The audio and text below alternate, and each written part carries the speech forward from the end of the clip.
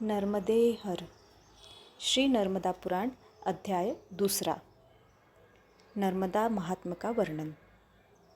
सूत जी बोले, हे शौनक जी, महर्षि व्यास जी ने नर्मदा जी का जो महात्म का वर्णन किया था, और हे शौनक जी, जो आपने पूछा है वही मैं आपसे कहूँगा। हे मुनि श्रेष्ठ, नर्मदा जी के तीर्थों का वर्णन ब्रह्मा और शिव को छोड़कर अन्य कौन करने में समर्थ है?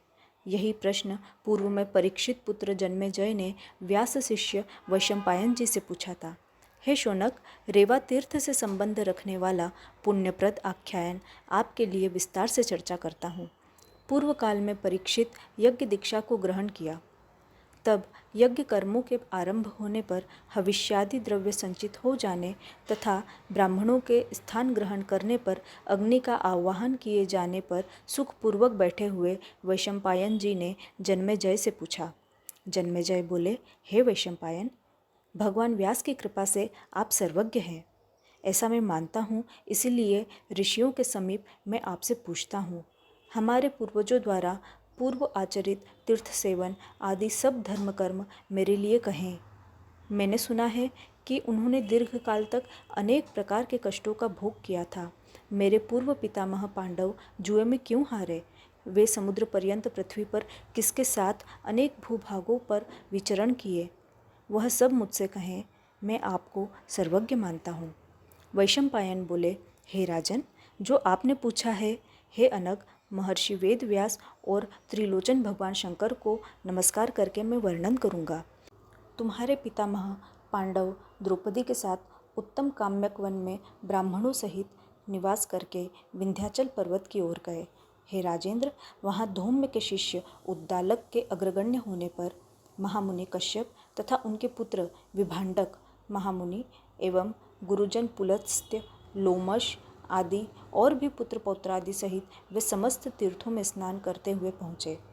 वे वहाँ पवित्र आश्रमों का दर्शन करके सुंदर वनों के मनोहारी दृश्य को निहारते हुए विंध्याचल के वन में प्रविष्ट हुए, जो कि चंपा, कनेर, नागकेशर, कचनार, अनार, बिल्व, गुलाब, केतकी, कदम्ब, आम, महुआ, नीम, नींबू, तेंदू, नारियल, कैथ, खजूर, कटहल आदि अनेक प्रकार के वृक्षों एवं गुल्मलताओं से परिपूरित कुबेर के उद्यान चैत्ररथ के समान था। वहाँ अनेक सुंदर जलाशय, कुमुदनी और नील, पीत, श्वेत, लाल कमलों एवं हंस, कारंडव, चकवा, चकवी, आडी, काक, बगुलों की पंक्ति एवं कोकिल आदि से सुशोभित थे। वह स्थान सिंह, बाघ, शूकर, हाथी, विशालकाय वन भैंसे, सुरभि, सारंग, रीछ, भालू आदि जानवरों एवं कोयल, मयूर एवं नाना प्रकार के पक्षियों से वहाँ की छटा निराली बन रही थी। दुख और शोक का उस वन में नामो निशान नहीं था। जहाँ सिंहनी का दूध भयरहित हो स्नेह सहित हिरण पान करते थे। बिलाव और मूसक एक दूसरे का मुख चाटते थे। सिंहों के साथ हाथियों के बच्चे और मोरों के साथ सर्प क्रीड़ा करते थे। ऐसे सुंदर वन में पांडवों ने प्रवेश किया, जहाँ दिव्य तेज संपन्न महर्षि मार्कंडेय का उन्होंने दर्शन किया। वे नाना शास्त्रों में निपुण, कुलीन, सत्वगुण संपन्न, पवित्र आचार से युक्त, बुद्धिमान, क्षमाशील, त्रिकाल संध्या जप परायण, वेद त्रयी निहित मंत्रों द्वारा होम आदि में तत्पर ऋषियों से सुशोभित थे। वहाँ कोई पंचाग्नि तप कर रहे थे तो कोई एकांत में ध्यानमग्न थे। कुछ हाथों को ऊपर किए सूर्य की उपासना में रत थे तो कुछ सायं प्रातः भोजन करने वाले थे। कोई एकादशी, कोई 12 दिन में, कोई पक्ष में, कोई अमावस्या के दिन ही भोजन करते थे। कोई जल की काई खाकर ही रहते थे, कोई काई खाकर तो कोई पत्ते चबाकर। कोई नियत आहार करने वाले केवल वायु और जल ही आहार के रूप में ग्रहण करते थे। इस प्रकार वृद्ध मुनियों से वे सेवित थे। तब धर्मराज युधिष्ठिर उस आश्रम में प्रविष्ट होकर परमपद के ध्यान में स्थिर हुए। उन शांत मुनिवर का दर्शन कर प्रदक्षिणा क्रम से वह सहसा दंड के समान भूमि पर उनके सामने गिर पड़े। श्रद्धावनत हुए युधिष्ठिर को देखकर दृष्टि सुस्थिर करके बुद्धिमान मुनि ने पूछा, आप कौन हैं? उनका यह वचन सुनकर समीप में खड़े हुए बालक ने कहा, ये धर्मराज हैं, आपके दर्शन के लिए उपस्थित हुए हैं। बालक से ऐसा सुनकर आदरपूर्वक आगे बढ़कर मुनि ने उनको स्नेह से सूंघकर आसन पर समीप में बैठाया। सभी के बैठने पर यथाविधि अन्न, फल, कंदमूल, फूल और रसों से ब्राह्मणों के सहित पांडवों का यथायोग्य सत्कार किया।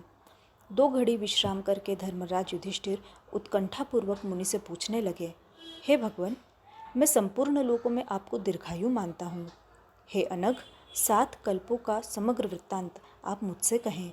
सृष्टि के क्षीण हो जाने पर भी, अर्थात स्थावर जंगम लोक का प्रलय हो जाने पर भी, हे विप्रेंद्र, आप क्यों और किस हेतु नष्ट नहीं हुए?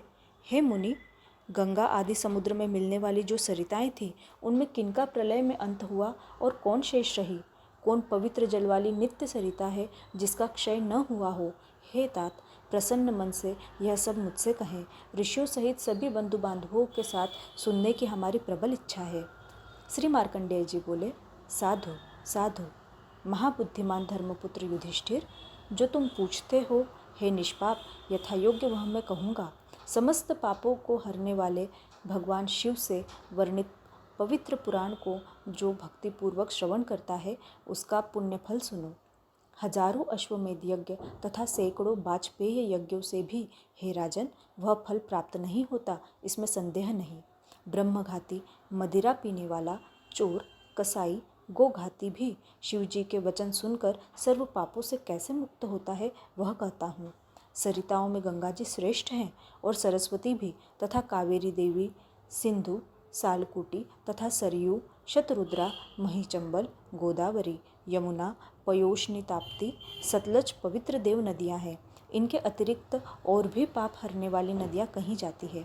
किंतु हे नृपश्रेष्ठ, जो प्रश्न तुमने किया है, अब वह कहता हूँ। प्रत्येक कल्प में सभी सरिताएं तथा समुद्र भी क्षीण हो जाते हैं, किंतु सप्तकल्प में क्षीण न होने पर भी नम्रता, इससे जिसे नर्मदा कहा जाता है। हे राजेंद्र, नदियों में सर्वोत्तम यह एक ही नर्मदा सदा विद्यमान रहती है। हे महाभाग, मुनिवृंद वंदनीय जलपूर्ण गंगा आदि अन्य सभी नदियाँ क्षीण हुई, किंतु प्रथम कल्प में देवी नर्मदा को मैंने विद्यमान देखा। हे अनग, इसी से मैं तुम्हारे समक्ष इसका वर्णन करता हूँ। हे राजेंद्र, तीनों लोकों में विस्मयकारी नर्मदा सर्वसम्माननीय है। इति श्री नर्मदा पुराण अध्याय 2। नर्मदे हर, नर्मदे हर, नर्मदे हर।